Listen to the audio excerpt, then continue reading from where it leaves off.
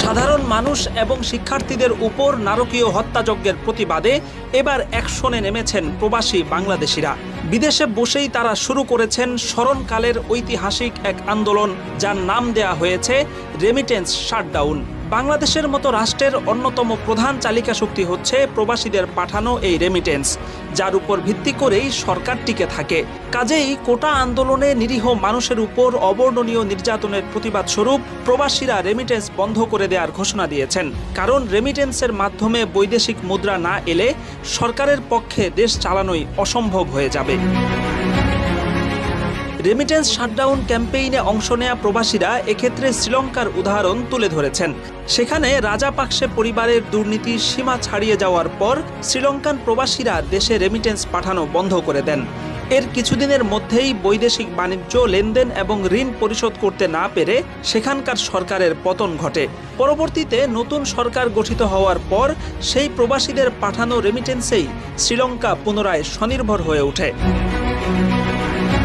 শ্রীলঙ্কার ঘটনায় উদ্বুদ্ধ হয়ে প্রবাসীরা শাটডাউন শুরু করার কয়েকদিনের মধ্যেই রেমিটেন্সের প্রবাহে ভয়াবহ ধস নেমেছে।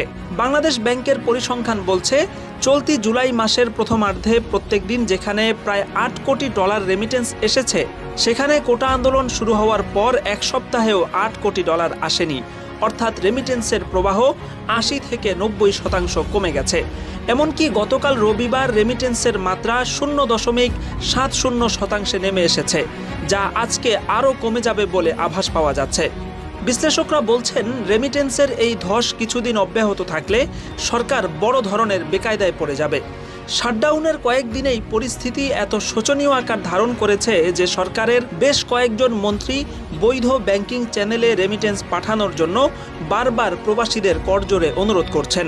রেমিটেন্স আপনারা যদি বাংলাদেশে 6 মাস না পাঠান বা আপনারা যদি বৈধ পথে না পাঠান, এই ক্ষতিটা কার হবে? ব্যাংকিং চ্যানেলে রেমিটেন্স না পাঠিয়ে প্রবাসীরা দুটি উপায় অবলম্বন করছেন। যাদের টাকা পাঠানো একান্তই প্রয়োজন, তারা শুধুমাত্র প্রয়োজন পরিমাণ টাকা হুন্ডিতে পাঠিয়ে দিচ্ছেন। তবে অনেকেই সিদ্ধান্ত নিয়েছেন তারা ব্যাংকিং চ্যানেলেই টাকা পাঠাবেন, কিন্তু সেটা 3 থেকে 6 মাস পরে। কারণ ততদিন পর্যন্ত বৈদেশিক মুদ্রা না পেয়ে সরকারের একটা উচিত শিক্ষা হয়ে যাবে বলে তারা মনে করেন। এছাড়া বেশ কিছুদিন বৈদেশিক মুদ্রা নিজের কাছে রেখে দিলে ততদিনে টাকার মান যেহেতু আরও কমে যাবে, ফলে তারা একই পরিমাণ মুদ্রা কয়েক মাস পর পাঠালে বাংলা টাকার ক্ষেত্রেও আরও ভালো রেট পাবেন। রেমিটেন্স শাটডাউনের এই ক্যাম্পেইনে কোটা আন্দোলনকারীদের উপর সরকারি নির্যাতন বড় ভূমিকা রাখলেও এর সাথে প্রবাসীদের মনের মধ্যে পুষে রাখা দীর্ঘদিনের ক্ষোভও যুক্ত হয়েছে।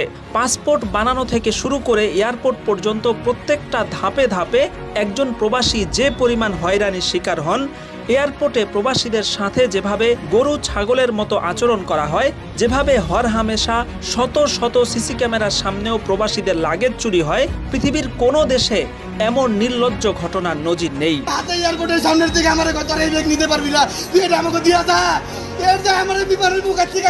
বোদ্ধা মহল মনে করছেন, প্রবাসীরা রেমিটেন্স বন্ধ করে দিয়ে একটা উচিত শিক্ষা দেওয়ার ব্যবস্থা করেছেন।